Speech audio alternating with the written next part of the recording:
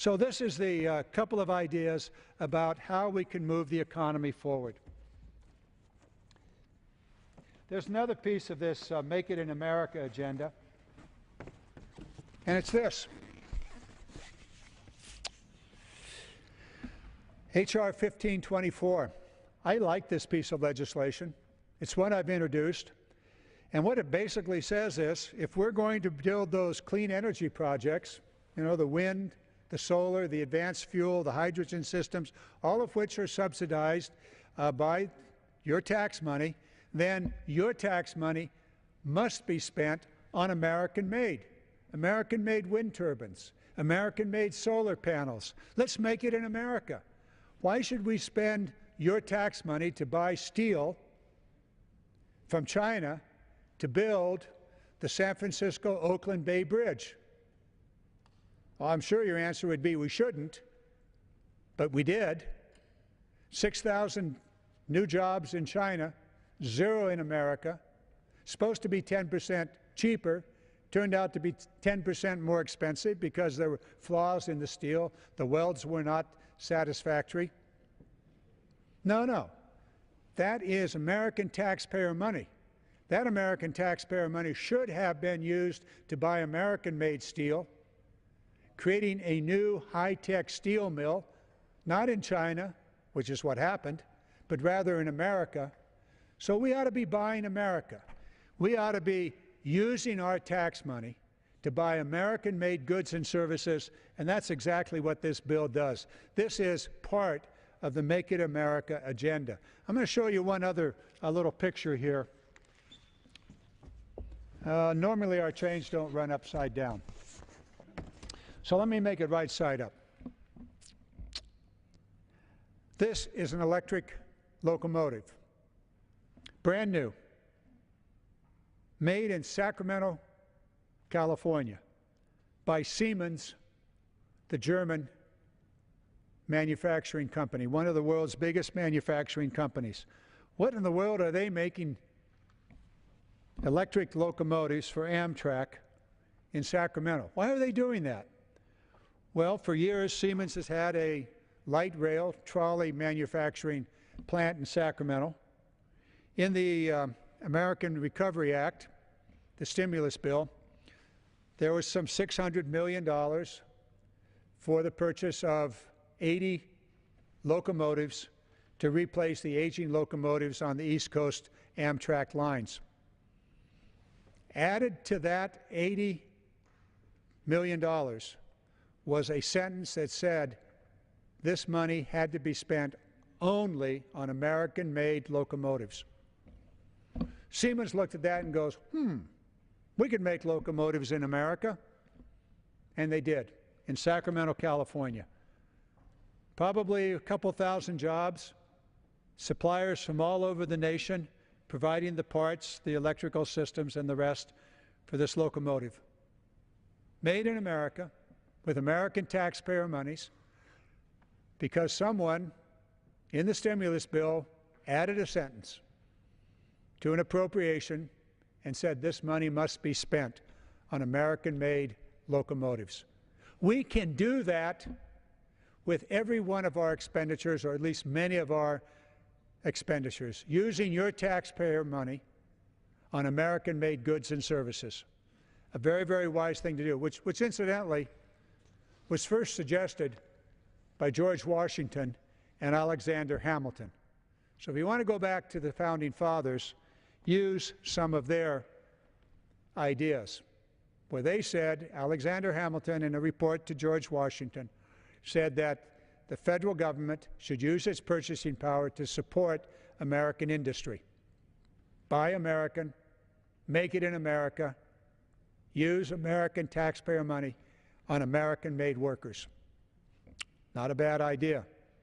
And we need to pass that kind of legislation here. I'm going to take just a few more moments and talk about one of the great challenges that we have. And I'm going to start with this man who seemed to understand what it took to rebuild and to move the American economy and society forward. This is actually on one of the monuments at the Franklin Delano Roosevelt Memorial here in Washington, D.C.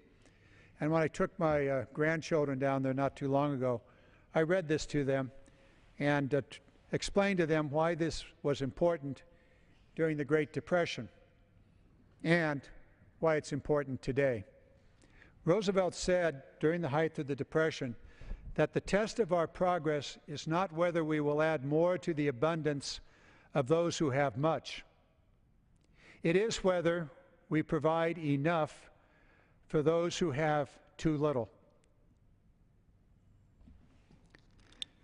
The test of our progress is not whether we add more to the abundance of those who have much, but rather it is we provide enough for those who have too little. Now, most of us have an image of the Great Depression, the food lines, the hungry, the unemployed. America's gone through something not as desperate, but nearly so. The Great Recession, beginning in 2008.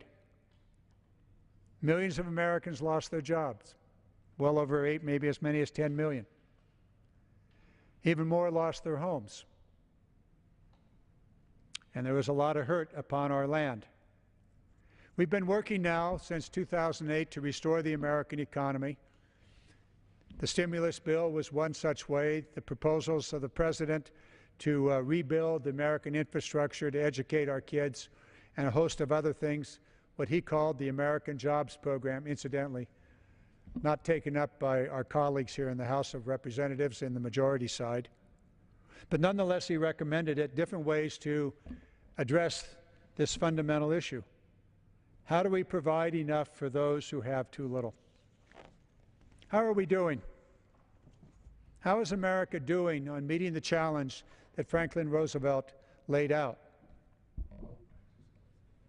The answer is seen in this chart, and the answer is not well at all.